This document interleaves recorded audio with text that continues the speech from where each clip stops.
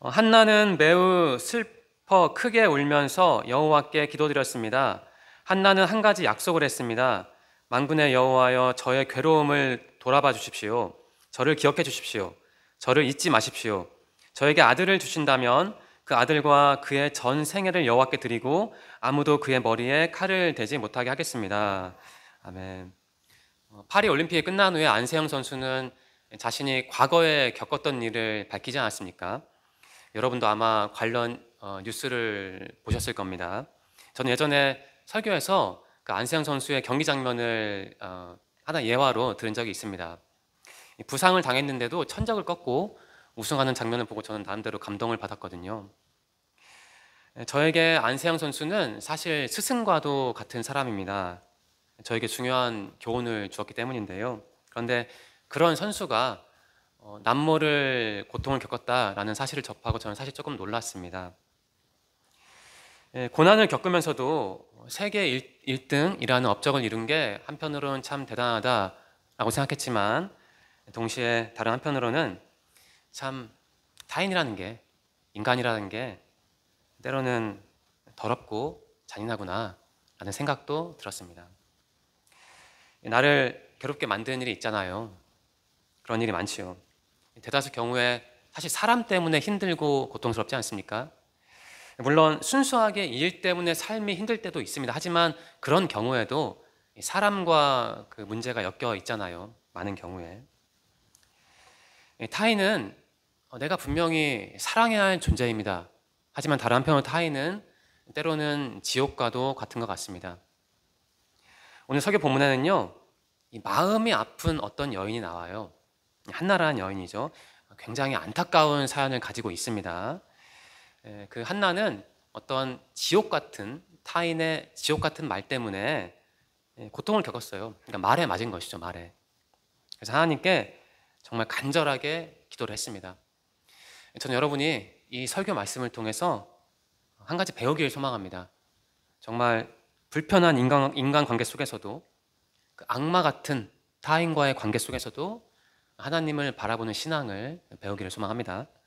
네, 본문 말씀에 나오는 한나는 여러분이 다 아는 그 유명한 사무엘 선지자의 사사이기도 하죠. 그 사람의 엄마예요. 이 시점에서 한나는 이 사무엘을 임신한 상태는 아니죠. 아이를 갖고 싶은데 아이를 갖지 못하니까 너무 힘들고 고통스러워서 주님께 그 기도를 드린 거예요. 서원 기도를 하죠. 소원 기도를 드린 거죠.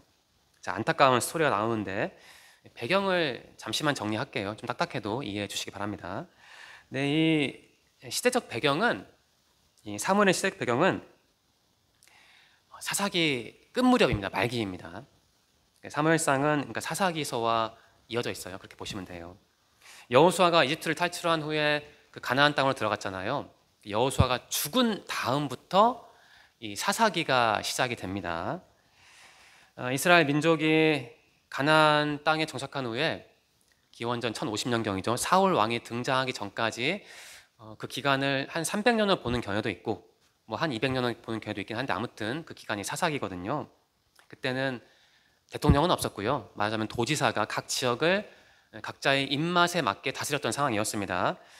사사기 17장 6절인데 제가 읽을게요. 그때 이스라엘 사람들에게는 왕이 없었기 때문에 사람들마다 자기 하고 싶은 대로 했습니다. 한마디로 그러니까 자기 하고 싶은 대로 했대요. 그러니까 혼란의 시대였죠. 한번 지도를 볼까요? 지도를 보면 잠도 깨고 좋겠죠. 네, 지도를 보시면 이 사사기 시대 때 그 상황이 어땠는지, 그 이스라엘 상황이 어땠는지 보여주는 지도인데요. 보시면 잠시 지도를 볼까요? 네, 준비한 지도가 있는데요.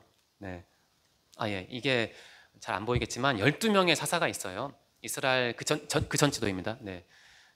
네, 이건데요. 12명의 사사가 있는데 각 지역을, 그러니까 도지사들이 각 지역을 대통령이 없으니까 자기들 멋대로 뭐 이렇게 표현은 되겠죠. 그러니까 멋대로 다스렸던 그러한 상황, 그러니까 혼돈의 시대였죠. 우리가 다 아는 삼손이 이 상황에서 마지막 사사였죠. 이제 기도원이라는 사람도 있었고. 네, 아무튼 여호수아가 죽은 다음에 나라가 이렇게 됐어요.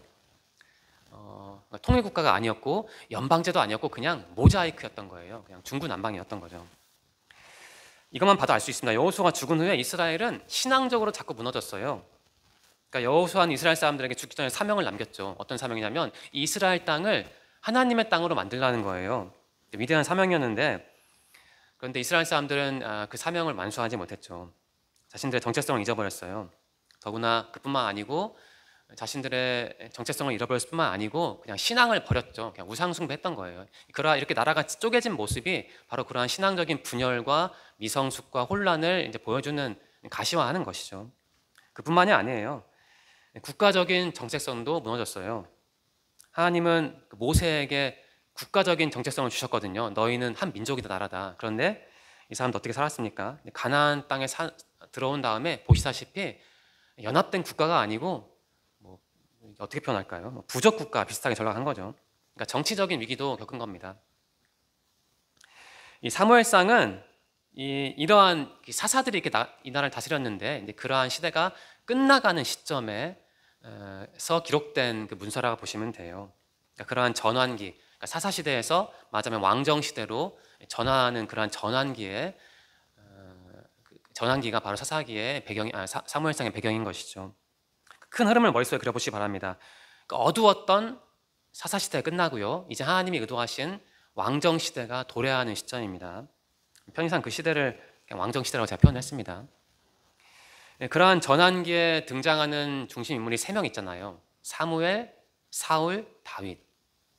그러니까 주님이 원하는 왕은 다윗이었죠. 그러니까 사무엘은 하나님이 원하는 새로운 시작을, 하나님이 바라는 새로운 역사를, 그것을 예고하는 인물로 볼 수 있습니다. 아무튼 그처럼 비중 있는 사무엘이라는 사람의 엄마가 한나였어요. 오늘 말씀에 나오는 주인공 한나였습니다. 이 한나는 참 안타까운 기구한 사연을 가진 사람이었습니다. 남편은 엘가나라는 사람이었거든요. 한나는 엘가나의 첫 번째 아내였습니다. 아마 첫 번째 아내가 아이를 낳지 못하니까 엘가나가 두 번째 아내를 얻은 것으로 보여요. 이스라엘 율법은 일부 일처제를 강요하지도 않았고요. 일부 다처제를 금하지도 않았습니다. 당시에 돈 있는 사람들은 여러 명의 아내를 둘 수 있었거든요. 그런 점에서 볼 때 엘가나는 돈이 많은 부유한 사람이었던 것으로 생각됩니다. 엘가나는 신앙적인 사람이었습니다. 그 사람은 매년 실로라는 곳에 올라가서 예배를 드렸어요.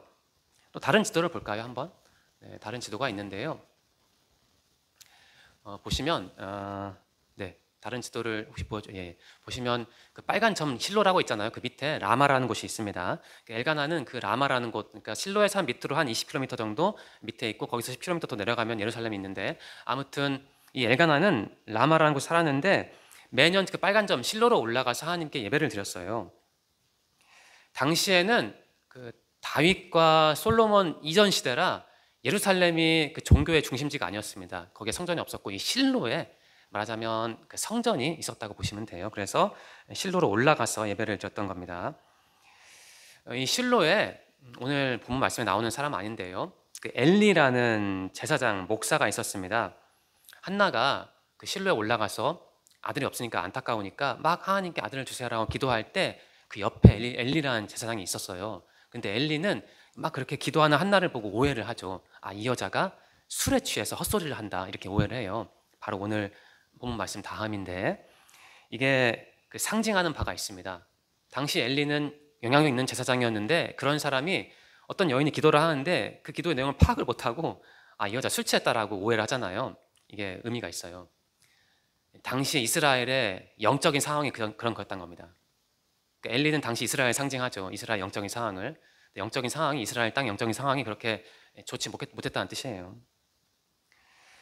근데 그 사무엘이 태어나서 이제 그 엘리 제사장을 대체를 하는 겁니다. 그리고 엘리의 두 아들, 타락했던 두 제사장 아들도 사무엘이 대체를 하는 것이죠. 그러니까 앞에서 말씀드렸다시피 새로운 시대가 지금 오는 거예요. 새로운 태양이 뜨는 겁니다. 자, 지도를 보시면 엘리 제사장이 있던 곳은 실로라는 곳이고요. 그 밑에 그 라마에서 그 사무엘과 그 사울이 활동을 하죠. 더 밑에 내려가면 드디어 다윗이 나타나는 겁니다. 맞으면 점점 이 남쪽으로 이동을 하잖아요. 리더십이, 그 지도자가 점점 남쪽으로 이동을 하는 것인데, 그게 하나님의 역사가 점점 드러난다, 이렇게 보시면 돼요. 그러니까 어둠이 물러가고 이제 하나님이 원하는 시대가 다가온다, 그렇게 이해하시면 될 것 같습니다. 본문으로 돌아오면요, 남편은 엘가나는 자기 아내 한나가 아이를 낳지 못하니까 두 번째 아내를 얻었잖아요.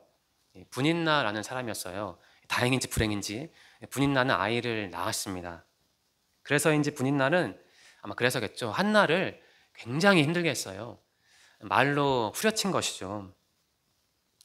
성경은 분인나가 한나의 대적이었대요. 적수였대요. 근데 그 정도로 분인나는 한나를 정말 힘들게 했던 겁니다. 남편은 아이를 낳지 못하는 첫 번째 부인 한나를 동정했어요. 그래서 이 실로라는 곳에 올라가서 제사를 드린 다음에 남은 음식이 있을 텐데 그 음식을 한나에게는 분인나보다 2배나 더 많이 주었던 겁니다. 그러니까 위로를 했던 것이죠.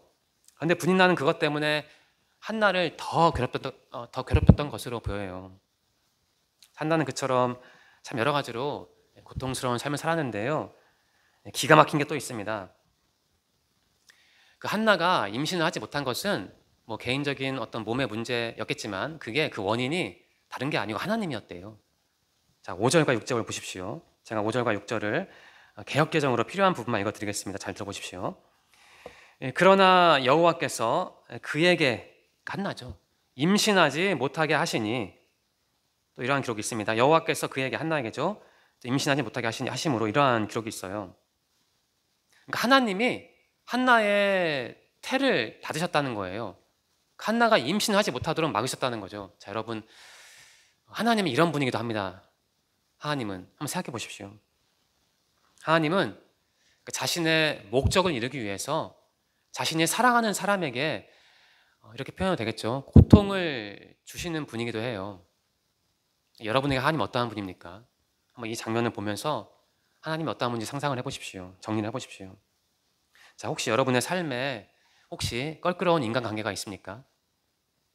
어떤 인간이 나를 고통스럽게 만듭니까? 그런 사람이 있어요. 그렇다면 그 문제를 하나님과 여러분의 관계라는 측면에서 한번 조망해 보십시오. 조명을 해 보십시오. 그러니까 단순하게 하나님이 나를 이렇게 만드셨다, 하나님이 한나를 임신하지 못하게 하셨던 것처럼 하나님이 나를, 그 사람을 통해 고통스럽게 만드셨다, 이렇게 단순하게 1차원적으로 원시적으로 정리하지 마시고요. 이렇게 정리하시라는 겁니다. 하나님이 이 과정을 통해서 나에게 바라시는 게 있을 텐데 그게 무엇일까? 그렇게 한번 생각해 보시라는 거예요. 그렇게 질문을 하면서 여러분의 삶의 고통을, 그 문제를 그냥 받아들이지 말고 해석을 하라는 겁니다. 해석. 이 해석이 중요해요. 네, 본문 말씀인데요. 제가 다시 읽겠습니다. 한나는 매우 슬퍼 크게 울면서 여호와께 기도드렸습니다. 한나는 한 가지 약속을 했습니다. 만군의 여호와여, 저의 괴로움을 돌아봐 주십시오. 저를 기억해 주십시오. 저를 잊지 마십시오. 저에게 아들을 주신다면 그 아들과 그의 전 생애를 여호와께 드리고 아무도 그의 머리에 칼을 대지 못하게 하겠습니다. 자, 이제 한나의 그러한 상황과 마음과 고통과 어려움을 여러분이 충분히 이해하셨으리라 생각을 합니다. 제가 이 10절 본문 말씀을요, 히브리어 원어 성경으로 한번 보았습니다. 그 원어 성경을 읽으니까 굉장히 특이한 부분이 있었어요. 이 10절 마지막 히브리어 두 단어가 사실 동일한 단어입니다. 물론 형태가 변형됐지만 그 기본형은 똑같은 단어예요. 무슨 뜻이냐면 울다, 애곡하다라는 뜻이 있는데 그 마지막 그 단어가 반복이 된 거예요. 이게 무슨 의미일까? 울다, 애곡하다가 반복이 됐어요. 이게 무슨 의미일까? 우리말 성경에는 아주 잘 번역이 되진 않았는데 이게 무슨 의미냐면 2번 나오잖아요. 그만큼 한나가 처절하고 비참하고 고통스럽다는 뜻이에요. 그래서 울고 또 울고 계속 울었다는 뜻이죠. 그래서 한나는 하나님께 소원을 말씀드렸죠. 아들을 달라는 기도였어요. 하나님은 그 기도를 들으시고 사무엘을 주셨죠. 자, 한나의 스토리 이렇게 빠르게 정리했는데요. 자, 이제 앞에서는 재미없었지만 좀 재미있는 부분입니다. 여러분에게 한번 적용을 해보겠습니다. 제가 3가지 차원을 준비했는데 한번 잘 들어보십시오. 자, 먼저 한나의 고통을 이렇게 한번 정리해 볼게요. 대인 관계 측면에서 한나의 고통을 한번 조망해 보겠습니다. 자, 여러분, 직장 생활 다 하시는데 직장 생활 할 때 갑질이란 게 있잖아요. 혹시 갑질을 당해 보셨는지 모르겠습니다. 저는 여러 차례 당했는데요. 자, 혹시 그러한 분이 있다면 일단 양해를 구하겠습니다. 제가 아픈 기억을 끄집어내려는 건 아니고 이 말씀을 적용하는 거니까 양해를 부탁드립니다. 한나도 이른바 제 생각에는 갑질을 당한 겁니다. 자기 남편의 2번째 아내 분인나가 아내를 분인나라는 사람이 아내가 아이를 잘 낳으니까 한나를 무시한 거죠. 배관시한 거죠. 한나는 아이가 없었으니까요. 뭐 요즘이야 결혼하든 말든 누가 상관합니까? 뭐 결혼해서 아이를 낳든 말든 누가 상관을 하냐고요. 하지만 당시에는 상황이 완전히 달랐어요. 결혼한 여자가 아이가 없다는 건 굉장히 심각한 상황이었습니다. 이 결혼한 여자의 그 사회적인 지위와 집안 내에서의 지위를 결정하는 것은 아이의 유무였어요. 아이가 있으면 지위가 높고 아이가 없으면 밑에 있는 거죠. 밑바닥 인생인 거예요. 한나는 쉽게 말하면. 아이가 없는 한나는 아이가 있는 분인나보다 열등한 존재였습니다. 무가치한 존재였다는 얘기예요. 그러니까 분인나는 자신의 그러한 유리한 입장을 10분 활용해서 한나를 열심히 신나게 괴롭혔던 겁니다. 갑질했던 것이죠. 자, 여러분 질문을 드릴게요. 한나처럼 혹시 짓밟힌 경험을 하신 적이 있습니까? 여러분 그때 어떻게 대응하셨어요? 타인이 직장 내에서 예를 들자면 나를 괴롭힐 때 어떻게 대응을 하셨습니까? 뭐 윗선에 고발해야 합니까? 고용노동부에 신고해야 할까요? 네, 필요하면 신고해야 합니다. 저는 이렇게 생각해요. 한나처럼 그냥 이렇게 참는 게 능사는 아니에요. 한나처럼 계속 맞을 일은 아닌 것이죠. 사회적으로 제도적으로 대응할 수 있다면 그 대응책을 찾아서 상대에게 나를 괴롭히는 상대에게 각인시킬 필요가 있어요. 이런 거죠. 거칠게 표현하면 내가 기독교인이라 나를 괴롭히는 너를 몇 번 참아줄 수는 있다. 하지만 자꾸 이러면 너도 반절 죽을 수 있다. 너도 피를 흘릴 수 있다. 이러한 경고를 상대에게 할 필요도 있는 것 같아요. 마냥 참는 게 신앙은 아니라고 저는 생각합니다. 근데 그런 점에서 한나는 참았죠. 한나는 일종의 반면 교사이기도 하죠. 하지만 저는 되도록 참으려고 합니다. 저는 여러분 성경을 잘 읽어보세요. 한나는 자기를 괴롭히는 분인나에게 자기를 말로 후려치는 분인나에게 대응을 하지 않았습니다. 전혀 대응을 하지 않았어요. 대신 어떻게 했나요? 쓰린 속을 부여잡고 하나님께 기도를 했잖아요. 뭐 제가 전도사라면 전도사 시절이라면 어떻게 하겠는데 목사가 되니까 대응을 더 못하겠더라고요. 말과 행동을 더 조심해야지. 왜냐하면 하나님이 평가를 하실 거 아니에요. 그래서 저는 되도록이면 그냥 참고 말려고 하는데 여러분은 뭐 목사는 아니니까 직장에서 어떠한 갑질을 겪으면 마냥 참지 말고 할 수 있는 방법을 다 동원해서 적극적으로 대응을 하시기 바랍니다. 네, 앞에서는 이 대인 관계 측면에서 한나의 스토리를 한번 적용해 보았는데요. 이제 다른 측면을 활용해 볼까요? 자, 그러면 네, 이 열등감의 측면에서 한나의 스토리를 우리에게 적용해 보겠습니다.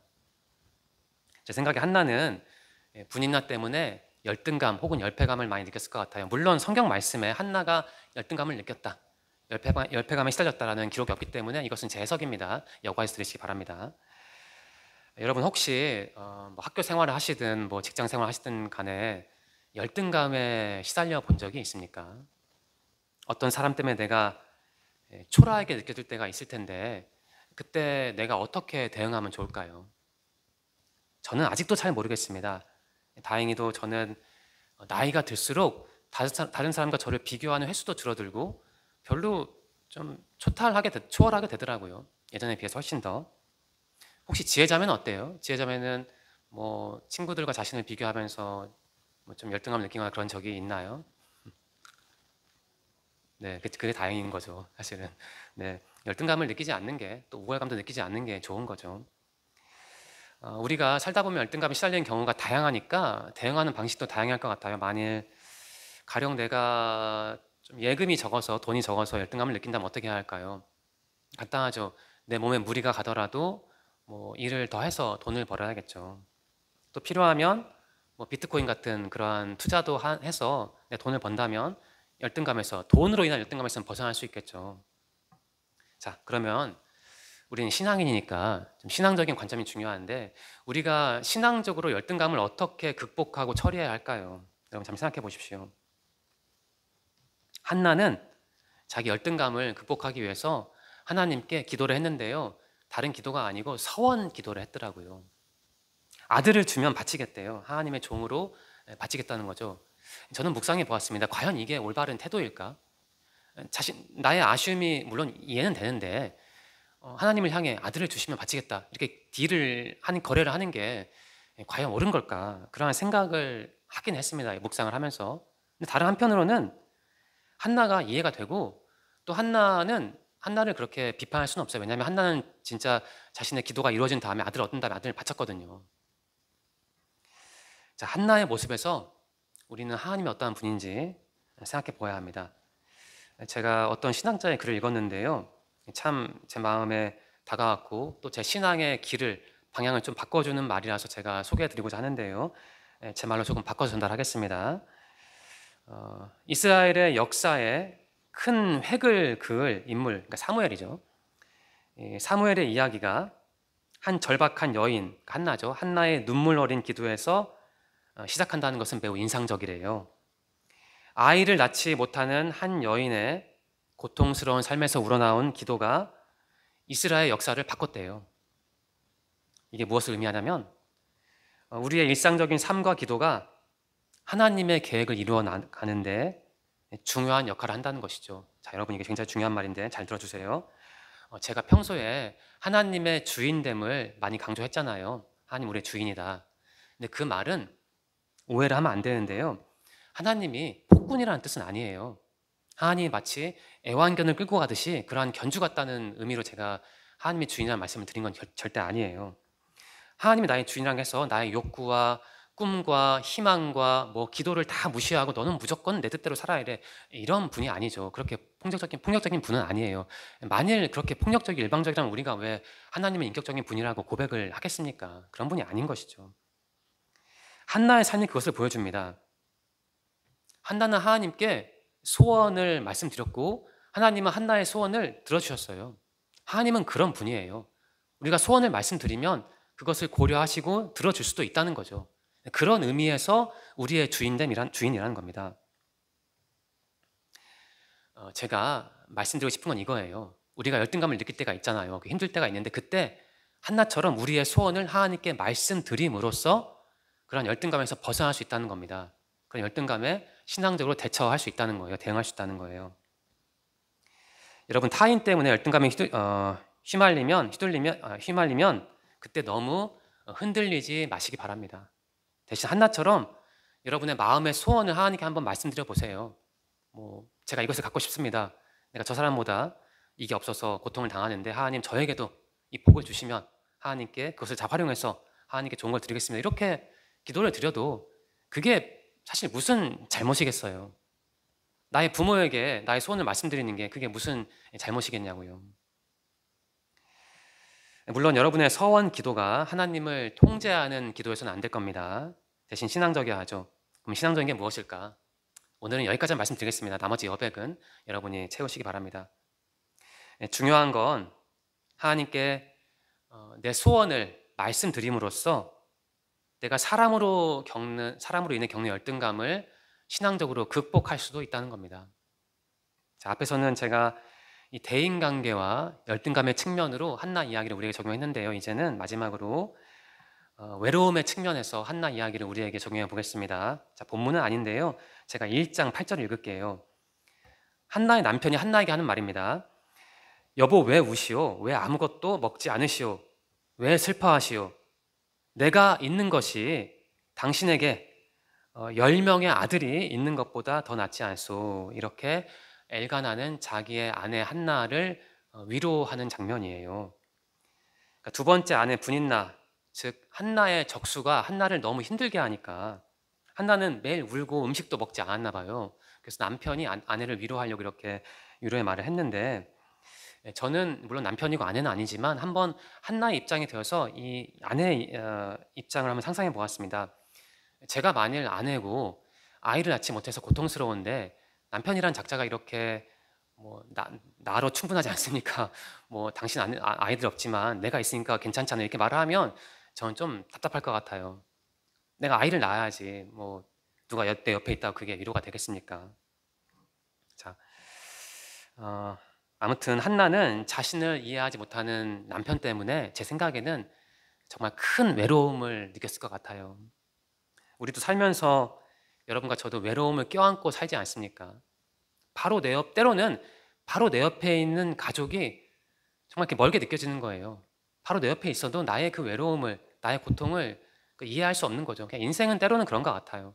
뭐 내 옆에 있다고 나의 외로움을 달래주는 것도 아니고, 그냥 나의 고통은, 나의 외로움은 내가 껴안고 내가 부둥켜하고 살아가는 것이죠. 한나는 남편의 위로, 그러니까 위로가 아니죠. 위로 같지도 않은 위로의 말을 듣고 아마 생각했을 거예요. 아, 나는 진짜 혼자구나. 진짜 나는 외롭구나. 이러한 생각을 한나는 했을 것 같습니다. 그래서 어쩌면 한나는 그 정도로 외로웠기 때문에, 남편마저도 나를 위로해 줄 수 없었기 때문에 그 하나님께 더 나아갈 수 있지 않았을까, 저는 그러한 생각도 해보았습니다.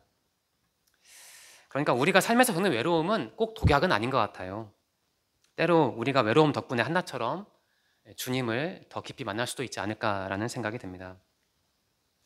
저는 개인적으로 그 외로움 덕분에 하나님을 깊이 만나는 경험을 했는데요.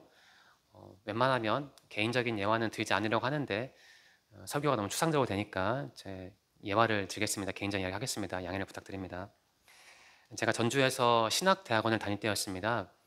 그때가 아마 제 기억이 맞다면 2014년도, 제가 3학년 때 딱 10년 됐네요. 그때일 것 같아요. 전주 터미널에서 스쿨버스를 기다리고 있었어요. 그러니까 터미널 안에 있는 그 긴 뭐 이러한 벤치가 있었는데, 그 안에서 버스를 기다리고 있다가 우연히 제 친구의 카톡 프사를 보았습니다. 당시 그 친구는 그러니까 목사죠. 구세군 사관이었거든요. 사관학교 다니고 있었는데 부부가 같이 사관학교 다녔죠. 참고로 구세군은 제가 만일 사관학교 가려면 제 아내도 같이 들어가야 합니다. 제가 알기로. 근데 제가 만약 독신이면 졸업한 다음에 반드시 사관과 결혼해야 하는 그런 구조거든요. 제가 알기로. 아무튼 그 친구도 아내와 함께 같이 사관학교에 입학을 했고, 두 부부가 공부를 굉장히 잘했어요. 1, 2등 했나 봐요. 그래서 학교에서 유학을 이제 보내준 것이죠. 그래서 미국으로 유학을 갔습니다. 제가 그날 그 사진을 본 건데, 두 사람이, 부부가 그 푸사에 그 나란히 신발을 신고 이렇게 신발을 찍은 사진을, 그러니까 커플 신발이죠. 그 사진을 올렸더라고요. 그래서 그 사진을 보면서 참 제 자신이 굉장히 처량하게 느껴졌던 기억이 납니다. 그 사진을 보면서 굉장히 여러 가지 마음이 들었는데, 그 마음의 주 성분은 돌아보니까 외로움이었던 것 같아요. 저는 중학교 1학년 때부터 꿈이 미국 유학이었습니다. 지금도 기억이 납니다. 주일 예배를 끝내고 마치고 그때 전도사님이 저를 승합차에 태워서, 저는 조수석에 앉고 전도사님 운전을 하고 저희 집으로 데려다 주는데, 그분이 갑자기 저에게 질문하신 거예요. 이렇게 질문하셨어요. 광수는 커서 뭐 될 거야? 이러한 질문을 하셨는데, 제가 그때 왜 그랬는지 모르겠지만 제가 이렇게 답을 했거든요. 저는 커서 미국 갈 거예요. 이렇게 답을 했습니다. 저도 제가 그런 말을 왜 했는지 모르겠는데 아무튼 그렇게 답을 했죠. 저는 그 말을 책임져야 했습니다. 제 20대 전부와 30대 절반을 바쳐서 그 꿈을 이루기 위해서 노력을 해왔거든요. 그 말을 내뱉은 후에 정확히 22년 지났고 그 다음에야 유학을 가게 됐습니다. 딱 한 번 시도해서 성공한 건 아니고요. 9년 동안 2번 시도해서 실패했고, 세 번째 신학으로 유학을 가게 된 것이죠. 처음에 영문학으로 했다가 실패하고, 그 다음에 철학으로 했다가 실패하고, 정말 마지막으로 신학으로 해보자 해서 성공을 해서 유학을 가게 됐습니다. 그러니까 저도 참 무능한 사람이죠. 유학 가는데 10년 걸렸으니 여러분 저처럼 살지 마십시오.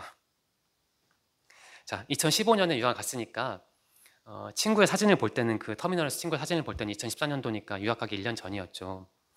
당시 저는 유학은 고사하고 제 인생도, 그러니까 제 몸 하나 제대로 스스로 책임지지 못하는 그러한 참 부끄럽고 부족한 상황이었습니다. 그런 상태에서 친구의 푸사를 보니 제 마음이 뭐 좋았겠습니까? 저는 아무것도 가진 게 없는데 친구에게는 가정도 있죠, 유학도 갔죠. 참 제 자신이 너무 부끄럽게 느껴지더라고요.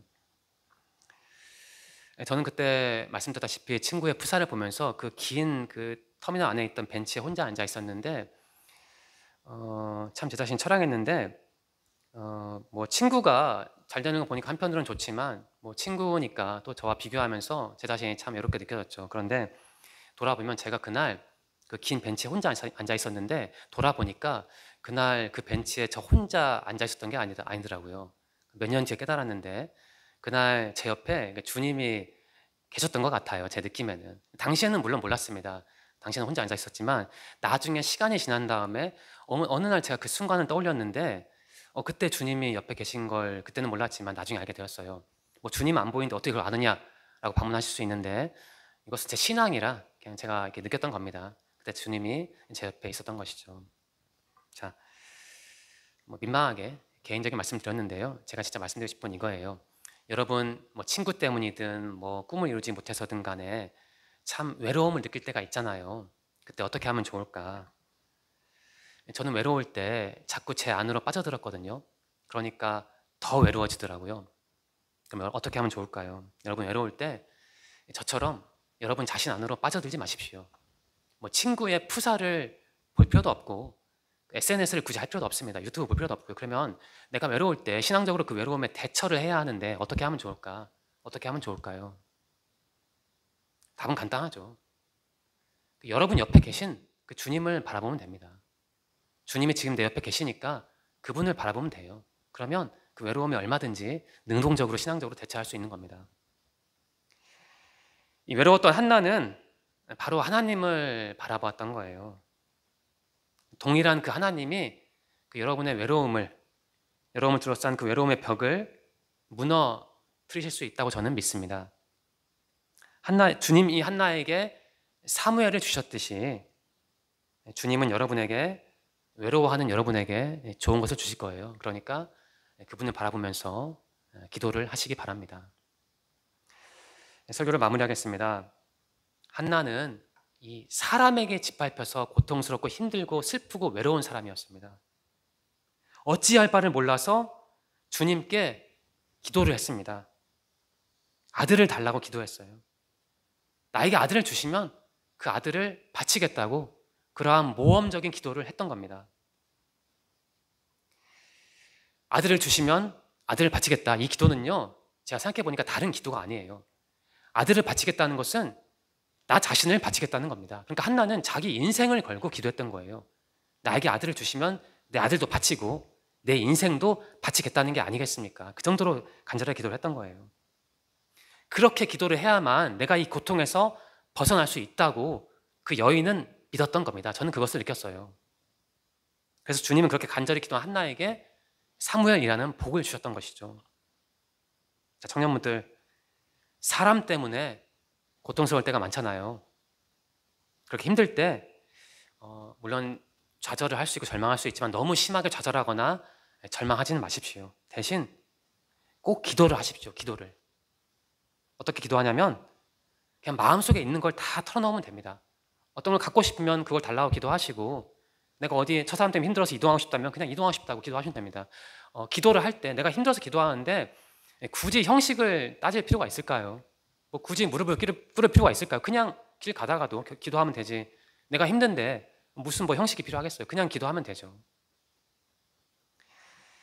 여러분의 삶이 녹록지 않고 누구에게나 그렇지만 삶은 참 고통스럽습니다. 그 때로는 타인은 참 지옥과도 같죠. 하지만 여러분과 저는 선택을 해야 합니다. 이 고통스러운 삶을 바라볼 것이냐, 나를 힘들게 하는 타인을 바라볼 것이냐, 아니면 그런 것을 물리치고 나와 함께 하시는 하나님을 바라볼 것이냐, 그것은 우리가 해야 하죠. 그 선택은 우리가 해야 하는 겁니다. 여러분이 말씀을 통해, 그리고 무엇보다 이 한나의 모습을 묵상함으로써 이번 주도 주님과 동행하시기를 바랍니다. 그리고 무엇보다 간절한 기도를 통해, 정말 간절한 기도를 통해 주님의 은혜와 복을 풍성히 받으시기를 간절히 소망합니다. 기도드리겠습니다. 하나님 감사합니다. 귀한 예배 공동체를 주셔서 감사합니다.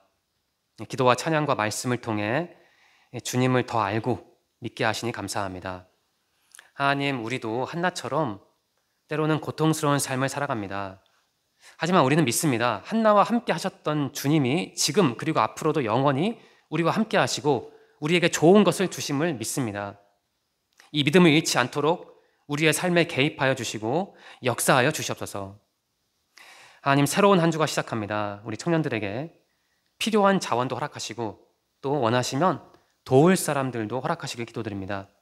우리 청년들이 주님의 은혜와 사랑 속에서 자신들의 꿈과 목표를 이루어갈 수 있도록 인도해 주시옵소서. 예수님의 이름으로 감사하며 기도드립니다. 아멘.